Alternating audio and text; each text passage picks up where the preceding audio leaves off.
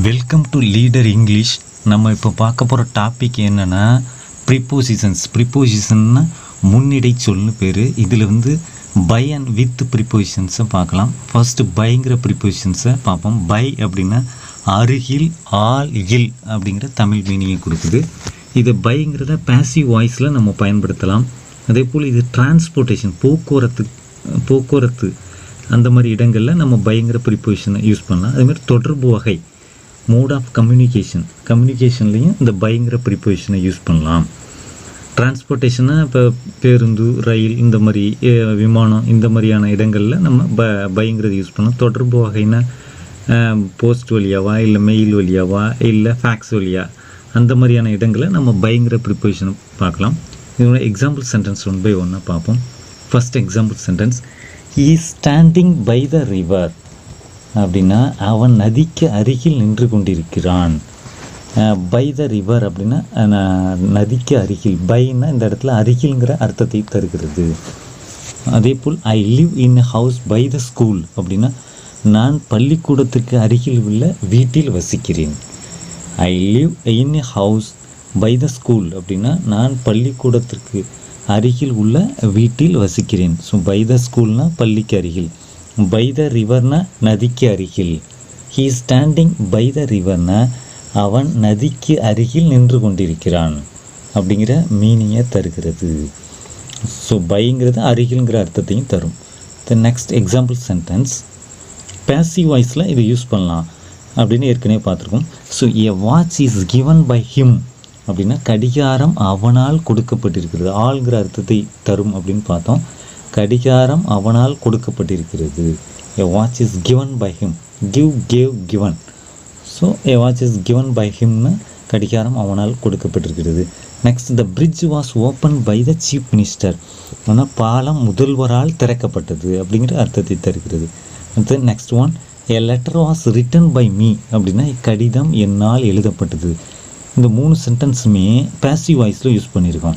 So write, wrote, written, அதாவது ரைட்டோட past participle written. So passive வாய்ஸில் ரிட்டன் அப்படிங்கிற மாதிரி வரும். அடுத்து பிரிட்ஜ் வாஸ் ஓப்பன்ட் அப்படிங்கிற ஃபார்மில் வரும், வேர்பு ஃபார்ம். ஸோ இதையும் பேசிவ் வாய்ஸில் யூஸ் பண்ணலாம். பைங்கிறத பயன்படுத்தி பேசிவ் வாய்ஸில் யூஸ் பண்ணலாம். பை ஹிம், பைக்கு பக்கத்தில் மீ, ஹிம் இந்த மாதிரி வரலாம். அல்லது பையை பயன்படுத்தி பையை ஃபாலோ பண்ணி நவுனும் வரும். ஸோ நெக்ஸ்ட், டிரான்ஸ்போர்ட்டேஷனில் பைங்கிறது யூஸ் பண்ணலாம். He came here by train அப்படின்னா பைங்கிறது இல்ங்கிற அர்த்தத்தையும் கொடுக்கும்னு சொல்லியிருக்கோம். So he came here by train அவன் இங்கு ரயிலில் வந்தான் அப்படிங்கிற மீனிங்கை கொடுக்குது. My father went there by car அப்படின்னா என்னுடைய அப்பா இங்கு காரில் சென்றார், அங்கு காரில் சென்றார். ஸோ இதெல்லாம் காரு, ட்ரெயினில் போக்குவரத்து. ஸோ போக்குவரத்துக்கு முன்னாடி போக்குவரத்தில் பைங்கிறத யூஸ் பண்ணலான்னு ஏற்கனவே பார்த்துருக்கோம். So he came here by ட்ரெயின்னு அவன் அங்கு ரயிலில் வந்தான். My father went there by கார்னா என்னுடைய அப்பா அங்கு காரில் சென்றார். இதே போல் by bus, by car, by train, by ஷிப்னா கப்பலில், பை போட்னா படகுல, பை பிளேன்னா விமானத்தில், பை ஏர்னா விமானத்தையும் குறிக்கும், ஹெலிகாப்டரையும் குறிக்கும். ஸோ அது காமனான வார்த்தை பை ஏர். பை பஸ்ஸுனா பேருந்து, பை கார்னா காரில், பை ட்ரெயின்னா ரயிலில். ஸோ இந்த மாதிரி இடங்களில் பைங்கிறத நம்ம யூஸ் பண்ணலாம். அடுத்து தொடர்பு வகைக்கு நம்ம பைங்கிறத யூஸ் பண்ணலாம். மோட் ஆஃப் கம்யூனிகேஷனுக்கு, he sent the letter by post அப்படின்னா அவன் தபால் மூலம் கடிதம் அனுப்பினார் அப்படிங்கிற அர்த்தத்தில் வரும். ஸோ தபால் மூலம் அல்லது தபால் வழியாக கடிதத்தை அனுப்பினார். நெக்ஸ்ட் சென்டென்ஸ், தொடர்பு வகைக்கான next sentence, I got this information by phone. நான் இந்த தகவலை ஃபோன் மூலம் பெற்றேன். இந்த I got this information by ஃபோன்னா நான் ஃபோன் மூலம் இந்த தகவலை பெற்றேன்.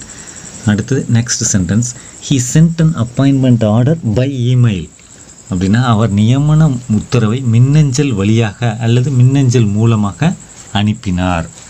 So by phone, by post, by email இந்த மாதிரியான இடங்களில் நம்ம பைங்கிறது யூஸ் ஆகுது. அதாவது தொடர்பு வகையில் பைங்கிற ப்ரிப்போசிஷனை நம்ம யூஸ் பண்ணலாம். அடுத்தது நெக்ஸ்ட் ஒன், குறிப்பிட்ட நேரத்தையோ அல்லது அதற்கு முன்னதாகவே என்பதை குறிக்கவும் இந்த பைங்கிற ப்ரிப்போசிஷனை யூஸ் பண்ணலாம். I will go there by 10 AM அப்படின்னா நான் 10 மணிக்குள் அங்கு செல்வேன். I will go there by 10 AM ஒரு பர்டிகுலர் டைமை சொல்லிவிட்டு அதுக்கு முன்னாடிங்கிறத சொல்லும்போது நம்ம பைங்கிற ப்ரிப்போசிஷனை யூஸ் பண்ணலாம். You should submit the report by 11 AM நீங்கள் அறிக்கையை 10 மணிக்குள் 10 மணி அல்லது 10 மணிக்குள் சமர்ப்பிக்க வேண்டும் அப்படிங்கிற அர்த்தத்தில் நம்ம பைங்கிற ப்ரிப்போசிஷனை யூஸ் பண்ணலாம். So I will go there by 10 AMனா நான் 10 மணிக்குள் அங்கு செல்வேன். You should submit the report by 11 AMனா நீங்கள் அறிக்கையை 11 மணிக்குள் சமர்ப்பிக்க வேண்டும். You should submit the report by 11 AM அப்படின்னா நீங்கள் அறிக்கையை 11 மணிக்குள் சமர்ப்பிக்க வேண்டும். ஸோ நெக்ஸ்ட் ஒன் வித்துங்கிற ப்ரிப்போசிஷன் அதோட யூசேஜ் பார்ப்போம். வித்துனா ஆல் உடன் அப்படிங்கிற அர்த்தத்தை தருகிறது. வித்துனா ஆல் உடன். இது எப்படின்னா பெயர்ச்சொல் பிரதி பெயர்ச்சொல்லுக்கு முன்னாடி வித்துங்கிறத பயன்படுத்தலாம். நவுன் அண்ட் ப்ரோனவுன் இதுக்கு முன்னாடி வித்துங்கிற ப்ரிப்போசிஷனை யூஸ் பண்ணலாம். I am walking with him அப்படின்னா நான் அவனுடன் நடந்து கொண்டு இருக்கிறேன். I am walking with him அவனுடன் உடன் அப்படிங்கிறப்ப நம்ம வித்துங்கிறத யூஸ் பண்ணலாம். அதேமாதிரி ராஜன் வெண்ட் வித் ராமு அப்படின்னா ராமுவுடன் ராஜன் சென்றார் அப்படிங்கிற அர்த்தத்தை தருகிறது. ஸோ வித்துனா உடன். வித்தோட என்னென்ன வரலாம்? நவுன்னா ராமு இந்த மாதிரி நேமுக்கு முன்னாடி வித்துங்கிறத யூஸ் பண்ணலாம். அதேமாதிரி ப்ரோனவுன்னா ஹிம் மீ ஹர் அந்த மாதிரி வருதுல்ல. ஸோ அந்த மாதிரி ப்ரோனவுன் பிரதி பெயர்ச்சொல்னு பேர். அதுக்கு முன்னாடியும் நம்ம வித்துங்கிறத யூஸ் பண்ணலாம். இந்த வித்துங்கிறதோட மீனிங் என்ன, தமிழ் மீனிங் என்ன மாதிரி வரும்னா ஆல் உடன் அப்படிங்கிற அர்த்தத்தில் நம்ம பயன்படுத்தலாம். ஸோ ராஜன் வெண்ட் வித் ராமுனா ராமுவுடன் ராஜன் சென்றார். த நெக்ஸ்ட் சென்டென்ஸ் ஒரு கருவியை பயன்படுத்தி ஒரு செயலை செய்யும் பொழுதும்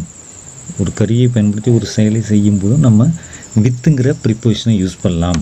அவன் he writes with a pencil அப்படின்னா அவன் பென்சிலால் எழுதுகிறான். இந்த இடத்துல ஆளுங்கிற அர்த்தத்தில் நம்ம பயன்படுத்துகிறோம். அவன் பென்சிலால் எழுதுகிறான். பென்சில்ங்கிறது ஒரு கருவி, இன்ஸ்ட்ருமெண்ட் அல்லது ஒரு டூல். ஸோ அந்த மாதிரி he cut the cake with the plastic knife அப்படின்னா அவன் பிளாஸ்டிக் கத்தியால் கேக் வெட்டினான். கட் பண்ணுறதுன்னா வெட்டுறது. ஸோ அவன் பிளாஸ்டிக் கத்தியால் ஒரு கேக் வெட்டினான் அப்படிங்கிற அர்த்தத்தை தருகி. He cut the cake with the plastic knife அவன் பிளாஸ்டிக் கத்தியால் கேக் வெட்டினான். அதே போல் he writes with a pencil அப்படின்னா அவன் பென்சிலால் எழுதுகிறான் அப்படிங்கிற அர்த்தத்தை. ஹி ரைட்ஸ் வித் எ பென்னா அவன் பேனாவால் எழுதுகிறான் அப்படிங்கிற மாதிரி அந்த அர்த்தத்தை தரும். ஸோ ஒரு செயலை செய்யும்போது ஒரு கருவியை பயன்படுத்தி ஒரு செயலை செய்கிறப்ப நம்ம இந்த வித்துங்கிற ப்ரிப்போசிஷனை நம்ம யூஸ் பண்ணலாம். அடுத்து next one he walks with a stick அப்படின்னா ஸ்டிக்குன்னா கம்பு தடின்னு பேர். அவன் தடியால் நடக்கிறான். தடியால்னா தடியை கொண்டு நடக்கிறான் அப்படிங்கிற கம்பை கொண்டு நடக்கிறான் அப்படிங்கிற அர்த்தத்தை தருக. He walks with a stick அப்படின்னா அவன் தடியால் அல்லது தடியை கொண்டு நடக்கிறான். அதே போல் next one he killed the goat by a sword. ஸ்வாட்னா ஒரு கூர்மையான ஆயுதம், வால்னு பேர். He killed the goat by a sword அப்படின்னா அவன் வாளால் வெள்ளாட்டை கொன்றான். கோட்டுன்னா வெள்ளாடு, ஆடு. அந்த வெள்ளாட்டை வாளால் கொன்றான் அப்படிங்கிற அர்த்தத்தில் நம்ம பயன்படுத்தலாம். பைனா இந்த இடத்துல ஆல் அப்படிங்கிறது வாளால் தடியால் அப்படின்னு சொல்கிறோம்ல. ஸோ அந்த மாதிரியான மீனிங்கில் நம்ம வந்து பைங்கிறது யூஸ் பண்ணலாம். He walks with a stick அப்படின்னா அவன் தடியால் நடக்கிறான், அதாவது தடியை கொண்டு நடக்கிறான். He killed the goat by a sword அப்படின்னா அவன் வாளால் வெள்ளாட்டை கொன்றான் அப்படிங்கிற மாதிரி அர்த்தத்தை கொடுக்குது. அந்த நெக்ஸ்ட் ஒன் ஐ சிவர் வித் கோல்டு அதாவது காரணத்தை பற்றி கூற. நான் குளிரால் நடுங்குகிறேன். காரணம் கூற நம்ம வந்து இந்த வித்துங்கிறத யூஸ் பண்ணலாம். ஐ சிவர் வித் கோல்டு நான் குளிரால் ஷிவர்னா நடுங்கிறது. நான் குளிரால் நடுங்குகிறேங்கிறதுக்கு ஐ ஷிவர் வித் கோல்டு குளிரால் ஆல். I wet the rain water yesterday நான் நேற்று மழை நீரால் நனைந்தேன். ஸோ மழை நீரால் அப்படிங்கிறப்ப நம்ம வந்து வித்துங்கிறத யூஸ் பண்ணலாம். I wet with rain water yesterday. வெட்டோட பாஸ்ட் டென்ஸ் வெட்டு தான். ஸோ வெட் பாஸ்ட் பார்ட்டிசிபிளும் வெட்டு தான். ஸோ காரணம் கூற நம்ம வந்து வித்துங்கிறத பயன்படுத்தலாம். ஐ சிவர் வித் கோல்டு அப்படின்னா நான் குளிரால் நடுங்குகிறேன். அதாவது ஐ வெட் வித் ரெயின் வாட்டர் எஸ்டர்டேன்னா நான் நேற்று மழை நீரால் நனைந்தேன் அப்படிங்கிற அர்த்தத்தை கொடுக்குறது. நெக்ஸ்ட் கொண்டிருத்தல் அப்படிங்கிற அர்த்தத்துலேயும் நம்ம வந்து வித்துங்கிறத பயன்படுத்தலாம். This is a bicycle with 3 wheels. இது 3 சக்கரங்கள் கொண்ட சைக்கிள் ஆகும். ஸோ 3 சக்கரங்களை கொண்டிருக்கிறது. இனிமேல் கொண்டிருத்தல்ங்கிற இடங்களில் நம்ம இந்த வித்துங்கிறத பயன்படுத்தலாம். This is a bicycle with 3 wheels. ஏன்னா 3 சக்கரங்கள் கொண்ட ஒரு சைக்கிள் அப்படின்னு அர்த்தம். இந்த next one, the box is filled with money. அந்த பெட்டி பணத்தால் நிரப்பப்பட்டிருக்கிறது. இது பேசிவ் ஃபார்மில் யூஸ் பண்ணோம். ஃபில்டு. ஸோ இந்த பாக்ஸ் இஸ் ஃபில்டு வித் மணினா இந்த பெட்டி பணத்தால் நிரப்பப்பட்டிருக்கிறது. ஸோ வித் மணி, பணத்தால் ஃபில்டு வித் மணி. ஸோ இந்த பெட்டி பணத்தால் நிரப்பப்பட்டிருக்கிறது. ஸோ இந்த இடத்துல என்னத்தை கொண்டிருக்கு? பணத்தை இந்த பெட்டி கொண்டிருக்கிறது. ஸோ அதனால் நம்ம வந்து வித்துங்கிறத யூஸ் பண்ணலாம். பாக்ஸ் இஸ் ஃபில்டு வித் மணினா இந்த பெட்டி பணத்தால் நிரப்பப்பட்டிருக்கிறது. தேங்க்ஸ் ஃபார் வாட்சிங். Please subscribe my channel. Thank you.